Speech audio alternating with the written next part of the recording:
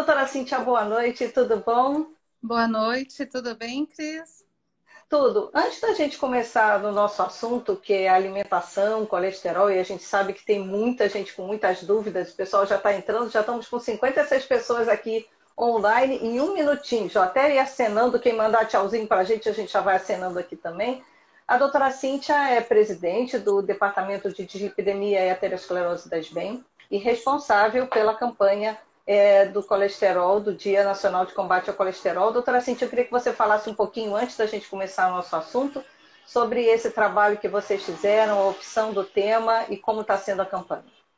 Então, Cris, a campanha está sendo muito bem recebida nas mídias sociais, em todos os veículos que nós estamos utilizando, tanto pelo público leigo quanto pelos médicos que gostam muito de replicar a informação.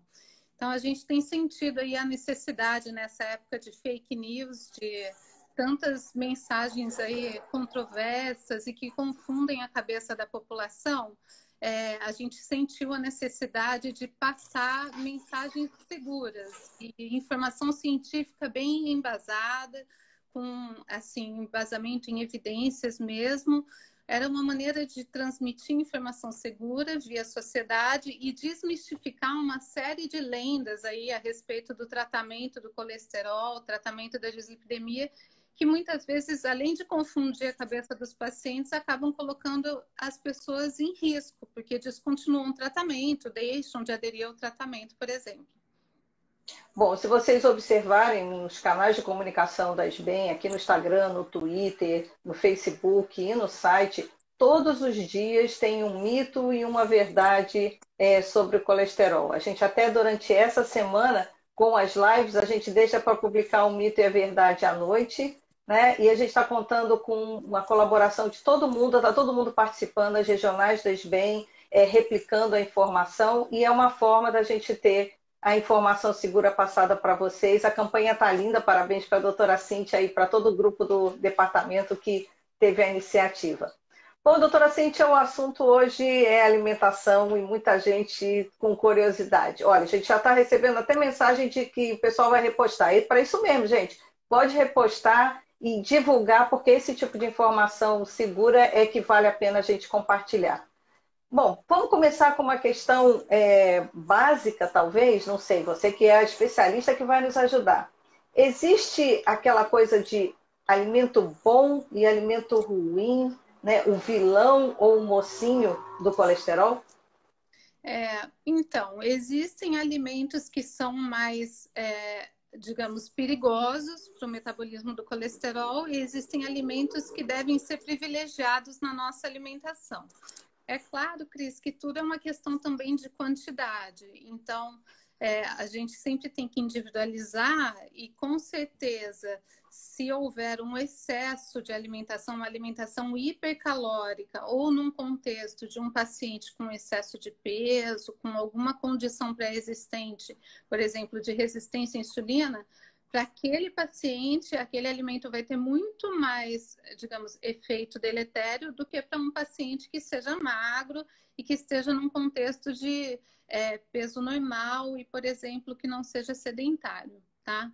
Mas, de forma geral, a orientação é sempre, assim, em termos de alimentação saudável, quando se fala de gorduras, privilegiar o consumo de gorduras boas. Então, por exemplo, a gordura saturada, que é aquela proveniente de, principalmente de origem animal, a gordura que vem, por exemplo, da carne vermelha, dos queijos amarelos, essa gordura ela tem que ser a menor quantidade possível na nossa alimentação.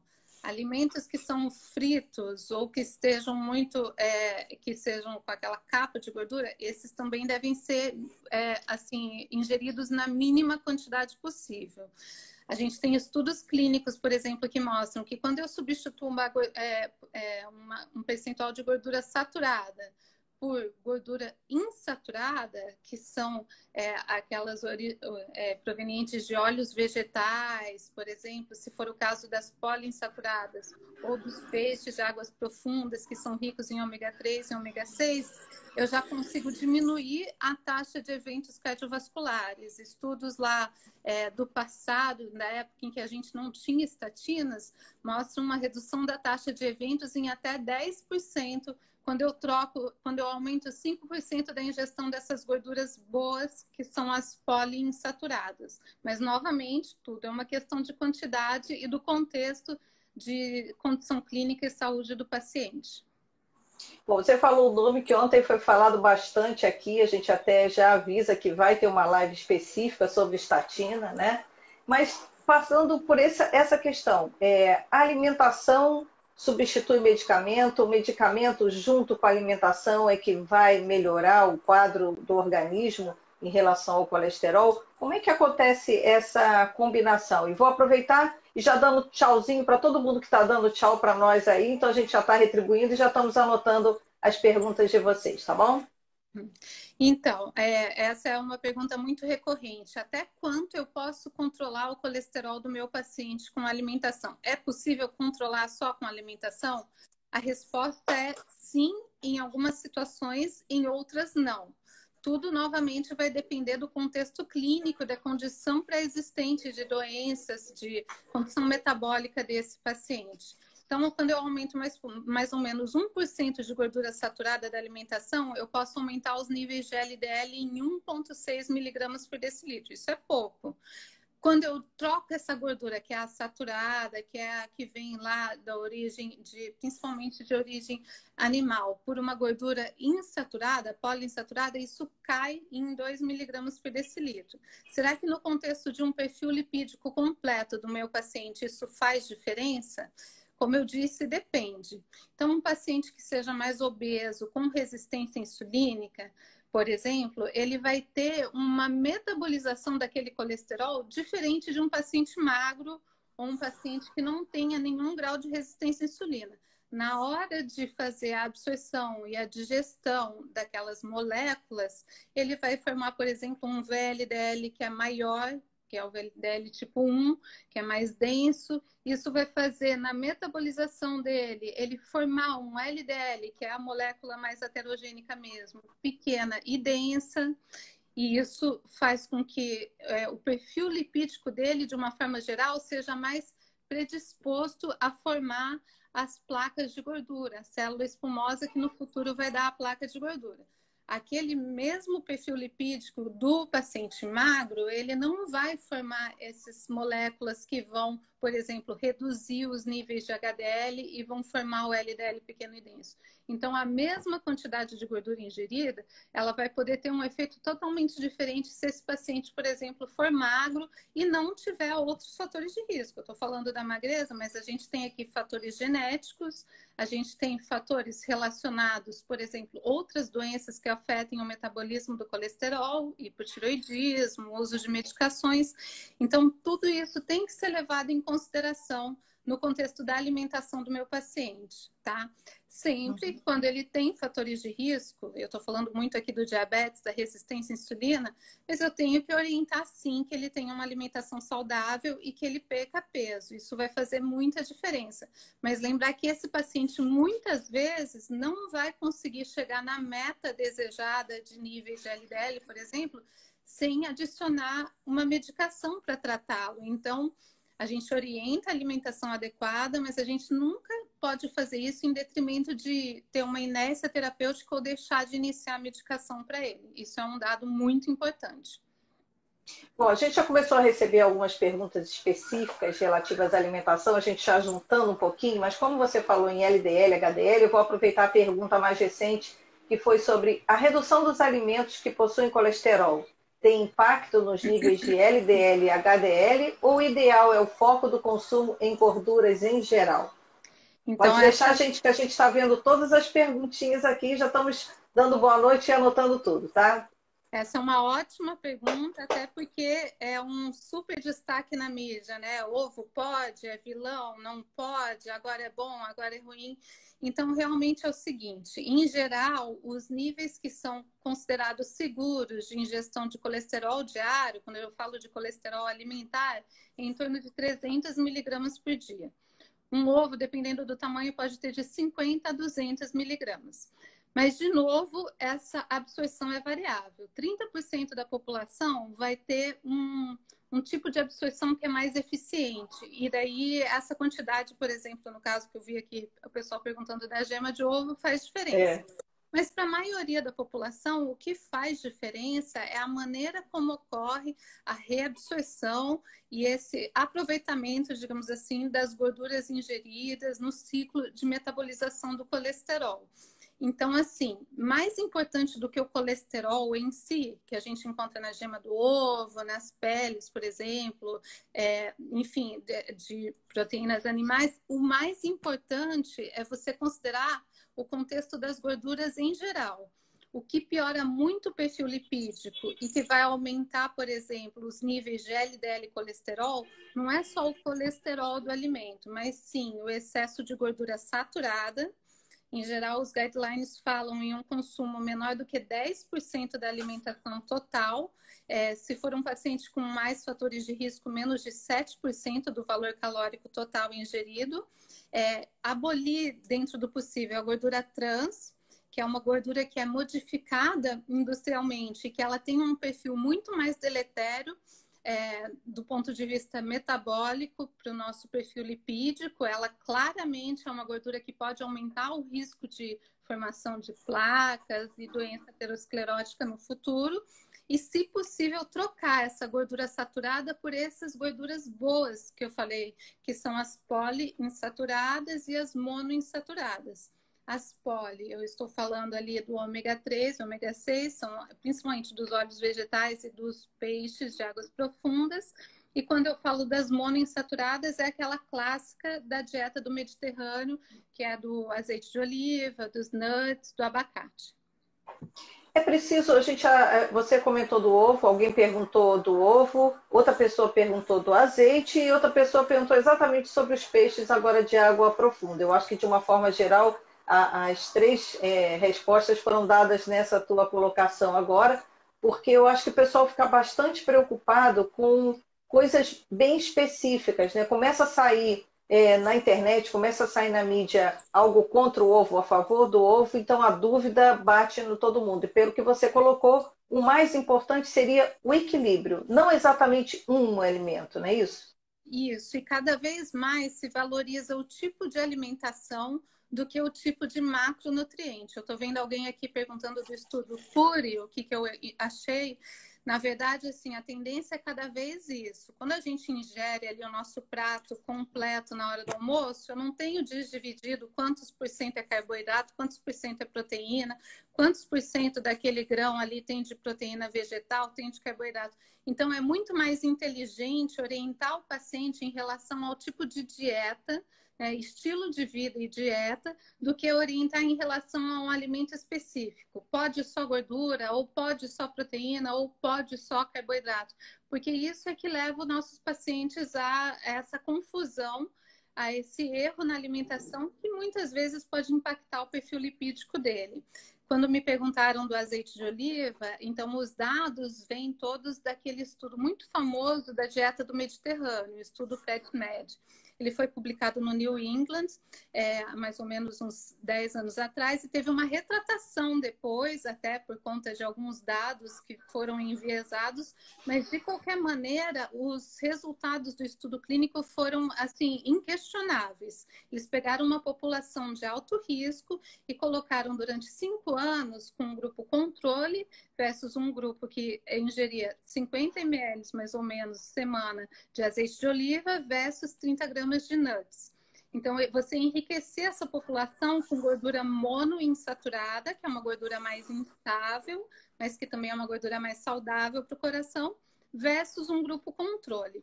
O que foi bem impactante desse estudo, depois de 5 anos, é que, de qualquer maneira, a população de alto risco teve 25% menos de eventos cardiovasculares. Aí pode-se considerar, apesar de todo o questionamento do grupo enviesado, do acompanhamento do grupo controle, de qualquer maneira, os resultados demonstram que esse grupo que utilizou gordura monoinsaturada, é importante falar que no grupo estudado ele ingeria 40% de gorduras totais por dia, mas ele tinha restrição de consumo de gordura saturada, era menos de 9%. Em relação ao grupo controle, ele teve menos eventos cardiovasculares. E lembrar de todo o contexto da dieta do Mediterrâneo. Eles tomavam, tinham 2 porções de peixes por semana, tinha a questão da taça de vinho, que também é sempre defendida, mas assim, é o estilo de vida bom da dieta do Mediterrâneo, o estilo de vida que, digamos, tem menos estresse, tudo isso pode ser levado em consideração, mas os dados em relação ao consumo de gordura são inquestionáveis e isso é que trouxe essa defesa, digamos, dessas gorduras monoinsaturadas em relação às gorduras saturadas. Quando você falou até em dieta do Mediterrâneo, volta e meia surge uma dieta que está em moda, que é muito falada, né? Os pacientes deveriam sempre trocar essa informação com o endocrinologista para saber qual é a melhor, qual é o impacto disso no organismo e qual seria o impacto de você começar uma dessas dietas da moda, né, no seu organismo em relação ao colesterol. Então, aí eu estou vendo os comentários ali que os pacientes às vezes fazem uma zero carb ao invés de uma low carb, e é bem esse o contexto, né? Quando você radicaliza demais, tirando um grupo alimentar, necessariamente você coloca outro. Então, se eu for fazer uma dieta realmente zerada em carboidrato, eu vou querer enriquecer muito em proteína, principalmente se eu diminuir o consumo de vegetais e fibras junto com a proteína vai vir a gordura. Então, provavelmente, esse paciente pode ter uma piora do perfil lipídico. Eu não tenho absolutamente nada contra a dieta cetogênica, eu acho que tem o seu papel, mas olhando em conta, especialmente o perfil lipídico e pensando no meu paciente no longo prazo, em estudos de segurança do ponto de vista cardiovascular, a gente tem que sempre ter o cuidado de orientá-los que todo exagero em termos de consumo irrestrito, de grandes quantidades ao dia de gordura saturada, pode ser deletério para a saúde cardiovascular dele. Essa é uma orientação que o endocrinologista deve dar e que certamente deve ser orientada também, o paciente deve ser encaminhado para ser orientado por um nutricionista para fazer o equilíbrio justamente desse plano alimentar dele e não haver nenhum erro que possa prejudicá-lo no futuro. Você falou de dieta mediterrânea, a gente falou, o pessoal já está falando na low carb. Tem alguma que você pudesse destacar? Eu acho que tem uma delas que está, inclusive, dentro da campanha desse ano, que você pudesse falar um pouquinho, aquele das plantas, a dieta. Até por conta enfim, recentemente tem ganhado muito destaque na literatura científica a dieta plant-based. Depois do estudo PURI, que foi justamente aquele estudo que mostrou um aumento da mortalidade cardiovascular, da mortalidade geral, no consumo maior de carboidratos, veio um estudo, uma meta-análise baseada no estudo ARC, na verdade, que mostrou que o equilíbrio ideal era em torno de 45% a 50% de carboidratos ao dia. E o menor risco cardiovascular foi correlacionado quando o consumo de proteínas e gorduras era às custas da dieta plant-based. Talvez desde aí, que foi há mais ou menos uns 2 anos, é que tem se falado mais dessas dietas. As dietas plant-based nada mais são dietas em que você defende a diminuição do consumo de proteína de origem animal para aumento de consumo de proteínas de origem vegetal. Mas isso não implica necessariamente em abolir, por exemplo, a carne vermelha, abolir a proteína animal. É diminuição. Eles falam até hoje em dia de campanhas, né? A segunda-feira sem carne ou a terça-feira sem carne. Existe o aspecto dessa dieta que tem a ver também com a parte de sustentabilidade, que eu não vou abordar aqui, mas o aspecto do ponto de vista do perfil lipídico é que sim, talvez seja interessante diminuir o consumo de proteína de origem animal, isso pensando na média semanal diária, porque isso vai proteger o meu paciente, se eu fizer a troca por vegetais, por grãos integrais, por legumes e verduras, por frutas. Se o meu paciente resolveu virar vegetariano, restrito, mas um vegetariano que não come carne, para comer um monte de carboidrato refinado e comer um monte de pão e batata e biscoito recheado, esse paciente ele vai teoricamente, provavelmente engordar e ele vai estar muito mais em prejuízo em relação à alimentação dele, Cris. Então, é importante, como médicos, endocrinologistas, importante também os profissionais da área de nutrição sempre baterem nessa tecla de evitar os extremismos e de definições em relação do que é saudável do ponto de vista cardiovascular. A gente sempre tira coisas positivas desses encontros, desse bate-papo, e só em ver algumas mensagens que entraram aqui dizendo que o que importa não é ser radical, a gente já ganhou a nossa tarde hoje com essa informação, né? Então o pessoal está falando exatamente, pediram para falar sobre a plant-based, que você já explicou, né? Falaram sobre a questão agora da como é que foi o nome? A questão da low carb, e veio mais uma pergunta, né? E como deve ser uma dieta sustentável a longo prazo? Mas, gente, lembrando que isso a gente está abordando o colesterol. Então, como seria uma dieta a longo prazo para que o seu colesterol ficasse em ordem, né? Porque senão a gente abre o leque para uma área muito extensa aí e a gente ficaria a noite inteira aí se o Instagram deixasse. E reforçando que, em geral, uma dieta que é saudável para o perfil lipídico também vai ser uma dieta que consiga ajudar o meu paciente a perder ou manter peso. As coisas estão atreladas, né? Então, a gente pode falar das duas coisas. Do ponto de vista de perfil lipídico, e aí é legal falar de novo de comidas, né? E não macronutrientes, é saudável eu estimular o meu paciente a ingerir 6 a 7 porções de frutas, verduras e legumes por dia. Então, variedade é muito importante. Diminuir o consumo de comida ultraprocessada, toda comida que é preparada em casa, né? Na panela, que você descasca, elas são melhores para a saúde e elas também dão mais saciedade. E com isso, elas vão ajudar num perfil lipídico mais saudável. Como eu falei, a ingestão de proteínas. Se eu privilegiar proteínas que sejam preferencialmente dessas gorduras boas, insaturadas, os peixes, como eu comentei, os óleos vegetais, eles são mais saudáveis, o abacate, o azeite de oliva também são mais saudáveis. E evitar ao máximo nos ultraprocessados e as frituras. Então, lembrar que a gordura trans, que felizmente agora tem sido abolida na nossa legislação, tivemos aí recentemente também uma votação para tentar abolir isso nos próximos anos dos nossos alimentos disponíveis aí comercialmente. Ela vai estar presente no biscoito recheado, no sorvete, naquele alimento que vem embalado, empacotado. E muitas vezes ela vem disfarçada. Se eu tiver o alimento que eu vou preparar em casa, descascar, ele vai ser mais saudável. E limitar novamente o consumo de gordura saturada para menos de 7% do total de calorias diárias se eu for um paciente de maior risco ou menos de 10% em pacientes de menor risco. Aumentando o consumo de vegetais, frutas, verduras e legumes, com certeza eu também vou estar aumentando o consumo de fibras e isso vai ajudar no meu perfil lipídico, de qualquer maneira. Bom, como a gente sempre tira coisas boas e ruins, aproveitem então esse tempinho que vocês estão em casa, que a gente precisa ficar em casa e que é bom, né? Para ir à cozinha, fazer uma alimentação, fazer o equilíbrio. Agora, parece que também a gente tem uma outra questão de também ficar em casa e que era interessante talvez abordar, o álcool, né? Então, como fazer esse equilíbrio? O álcool tem alguma influência, tem alguma coisa no colesterol? Existe alguma correlação nessas duas situações, nessas duas coisas?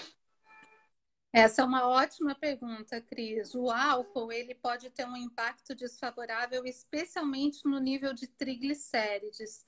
E o consumo, muitas vezes em casa, que se faz socialmente, já pode extrapolar em muito o que seria saudável para a saúde do coração. Então, tem um estudo recente que saiu no ano passado que mostra que, teoricamente, o consumo da semana seguro para a saúde do coração não poderia passar de 100 gramas no caso dos homens. Falando em média diária, os guidelines atuais falam em segurança até 30 gramas de álcool para homens e até 10 gramas para mulheres. Lembrar que uma tacinha de vinho ali de 100 ml tem já 10 gramas. Então, a gente está falando de 2 taças de vinho para homens e uma para mulheres. Quando eu extrapolo isso, e como eu falei, já tem estudos falando numa média de 100 como sendo mais saudável, eu já vou ter um perfil deletério para o meu nível de triglicérides. Eu posso aumentar em 38% a chance de aumentar os triglicérides. 2 dados que são interessantes. Se o meu paciente tiver IMC normal, se ele for magro, ele tem menor chance de aumentar esses níveis de triglicérides pós-prandiais do que, por exemplo, um paciente que seja obeso ou só com sobrepeso. Um estudo de um grupo até aqui brasileiro mostrou que depois de 14 dias ingerindo 250 ml de vinho, se o meu paciente tivesse IMC de 27, ele podia aumentar em 30% os triglicérides. Se ele tivesse IMC de 23, ele ficaria com os níveis normais. É uma prova de conceito, mas mostra que exatamente a ideia de que não é a mesma coisa eu consumir dado tipo de alimento ou dada quantidade de álcool se eu for um paciente obeso, com resistência insulínica, tiver diabetes, esteatohepatite ou outras condições pré-existentes, tá? Então, assim, essa questão do consumo de álcool é muito importante, porque existia no passado uma defesa de uma curva em J, que um consumo pequeno poderia proteger o coração. E essa publicação que eu falei até explica desse contexto de uma certa proteção por conta dos níveis de HDL que aumentariam por uma ação do álcool lá na CETP, mas isso não mostrou consistência. No final das contas, as análises, em termos de estudos clínicos e trials, mostraram que o risco cardiovascular aumenta de qualquer maneira e essa curva em J, né, com consumo menor, ela não se sustenta. Então, eu tenho que ter um topo, um limite máximo de consumo para a saúde do meu coração. Bom, já que a gente está entrando em alguns temas mais delicados, vamos a um outro tema para poder explicar para o pessoal, que é o óleo de coco, né? Se você podia dar algumas explicações a respeito disso, que a gente vê muita coisa na internet, vê muita coisa nas redes sociais, e quanto mais a gente esclarecer isso para os pacientes e para todo mundo é melhor, né? O óleo de coco ele foi defendido por algum tempo como um potencial protetor do coração, virou um modismo porque poderia ser termogênico, porque poderia ajudar na perda de peso. O racional existe, tá, Cris? Porque ele é um composto que tem 50% mais ou menos de ácido láurico, que é um ácido graxo que é mais curto, seria o equivalente a um triglicerídeo de cadeia média. Na absorção, no momento da digestão, ele teria um potencial de ser absorvido mais diretamente pelo sistema porta e não percorrer aquele ciclo que as cadeias maiores percorrem de formação dos quilomicrons. Isso, lindo. Seria, na prática, funcionaria como um TCM, um triglicerídeo de cadeia média. O que funciona na prática?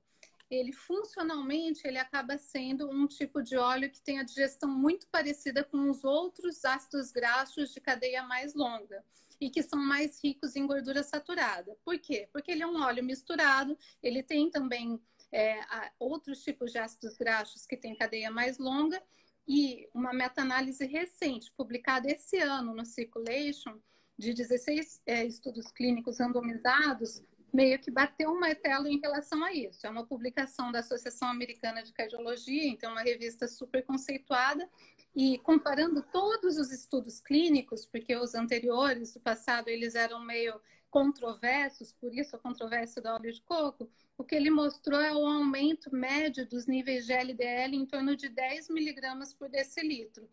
Um aumento também de HDL, em torno de 4 miligramas por decilitro, mas que não contrabalança os efeitos deletérios desse aumento dos níveis de LDL. Em suma, eu vou estar expondo o meu paciente, talvez, ao consumo de um alimento que tem mais gordura saturada do que os óleos comuns que ele já utilizava. Então, muita gente que andou trocando aí o azeite de oliva ou outros óleos vegetais mais saudáveis pelo óleo de coco, estava fazendo um mau negócio para a saúde, com a ideia de que podia emagrecer ou que ele fosse ajudar de alguma outra maneira. E o efeito na inflamação e no emagrecimento não se comprovou nesse estudo clínico publicado nessa meta-análise desse ano. Olha, alguém pediu para você comentar de novo sobre esse estudo do álcool, que acho que perdeu o nome ou perdeu a informação assim de uma forma geral. Você tem como repetir isso para o pessoal? Posso repetir. Na verdade, isso foi de uma revisão que eu fiz recentemente do efeito do álcool, especificadamente nos níveis de triglicérides. E o conceito, basicamente, é de que existia esse conceito de que níveis, um consumo pequeno, moderado, poderia ser protetor para a saúde cardiovascular. Eu posso compartilhar depois, até pelos canais da SBEM, essa referência. Essa meta-análise que foi bem consistente, com dados assim de vários estudos clínicos, nos mostra que, na verdade, mesmo com esse potencial efeito protetor por aumento dos níveis de HDL, com consumo de 1 a 2 doses por dia, isso não contrabalança os efeitos deletérios. Os efeitos deletérios teriam a ver também com risco de outros danos do ponto de vista de miocárdio, aumento de risco de AVC hemorrágico, e do ponto de vista de perfil lipídico, quando eu ultrapasso as 100 gramas na semana, que é mais do que só as 2 doses por dia, né? Eu tenho 1,5 dose por dia, eu já vou estar expondo o meu paciente ao aumento de risco cardiovascular. É um dado bem recente, claro que pode ser questionado, mas leva a gente a crer que esse consumo saudável, ele tem que ser mais moderado mesmo. Essa história de vou tomar a minha tacinha de vinho que vai pegar um balde, ela infelizmente não se sustenta para o coração. Mais uma vez a gente tem a informação do equilíbrio, né? E eu, aproveitando várias pessoas perguntando e comentando sobre o ômega 3, a gente teve um quiz hoje, né? Porque sempre antes das lives estão acontecendo aquela brincadeirinha da pergunta e resposta para saber como vocês andam prestando atenção nas informações dos especialistas. E a gente teve aí 79, mais ou menos, por cento que não usa o suplemento com ômega 3 contra 21%. Então, quais seriam os comentários a respeito? O pessoal acertou, não acertou? Quais são as orientações, doutora Cíntia?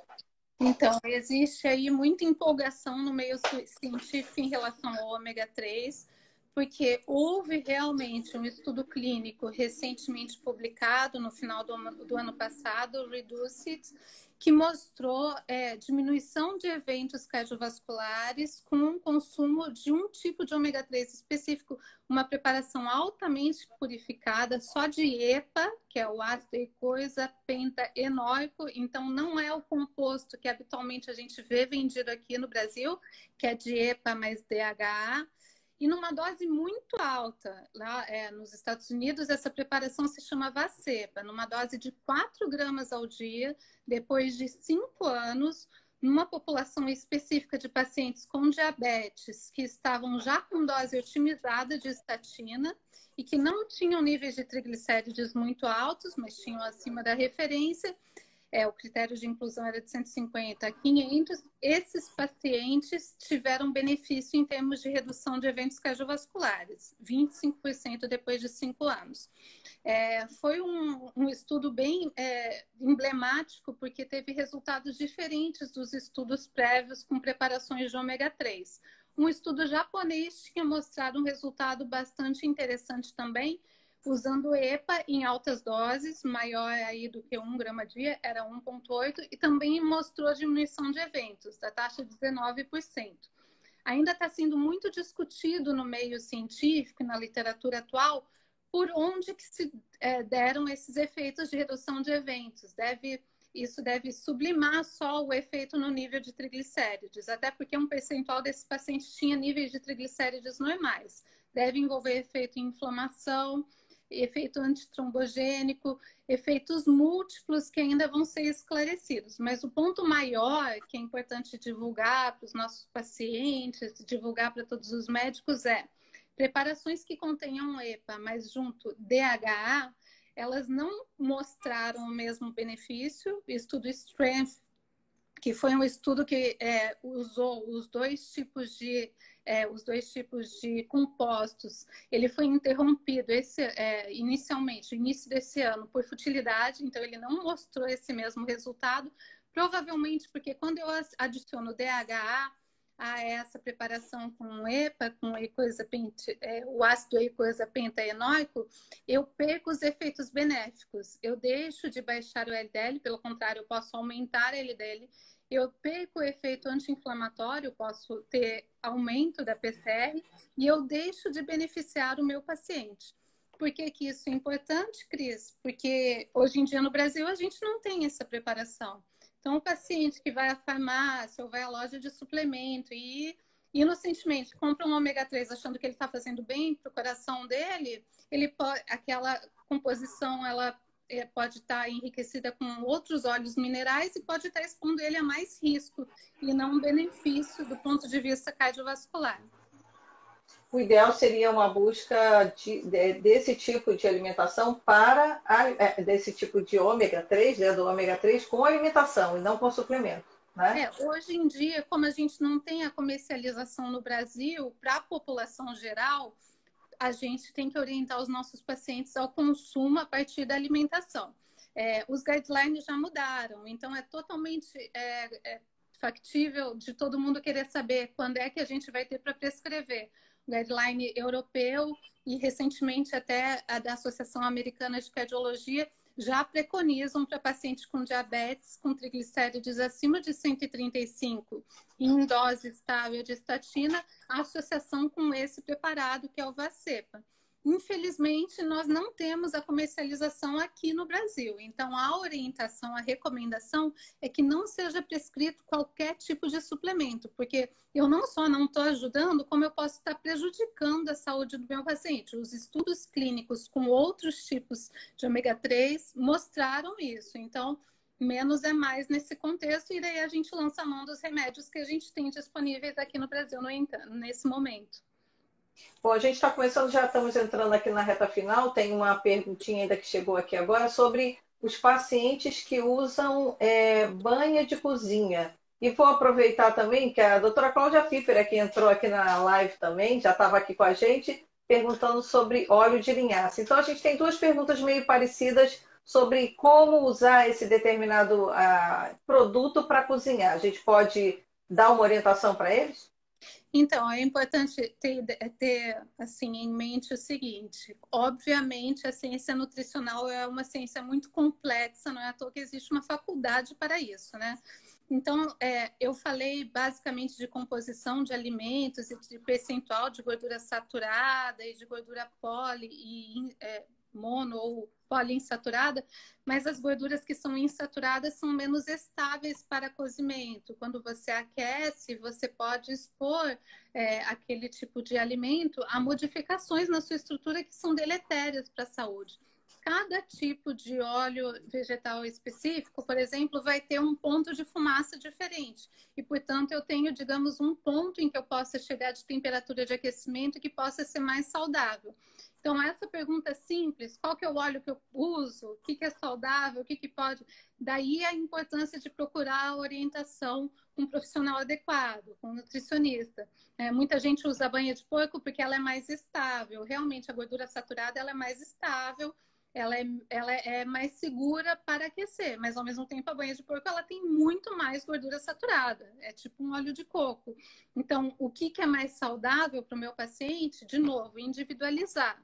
A gente tem muita evidência segura em relação ao azeite de oliva, mas a gente sabe que os pontos de aquecimento são diferentes.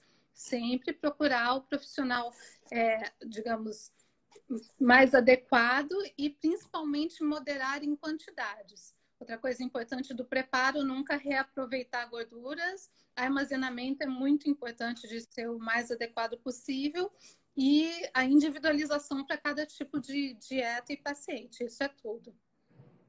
Olha, a gente ainda tem algumas perguntas que chegaram mais ou menos na mesma linha, mas a gente está encerrando, já estamos passando quase 10 minutinhos do nosso tempo que a gente já tinha previsto, que era das 6h30. Ainda teve pergunta sobre manteiga, ainda teve pouca coisa, mas que a gente conseguiu dar conta de quase todo mundo. Então, eu queria agradecer muito, muita gente dando parabéns, muita gente agradecendo as informações que você passou para todo mundo. Né? Então, eu te queria agradecer demais esse esclarecimento todo, pedir para você se despedir do pessoal. Muito obrigada a todo mundo que esteve aqui com a gente durante essa meia hora desse bate-papo, onde a gente pode tirar dúvida com os especialistas e continuem acompanhando todas as redes sociais da SBEM, onde a gente continua até o dia 8 com Mitos e Verdade e sempre às 6 horas até sábado, um bate-papo com um especialista aqui no Instagram da SBEM. Eu agradeço, então, a participação de todos.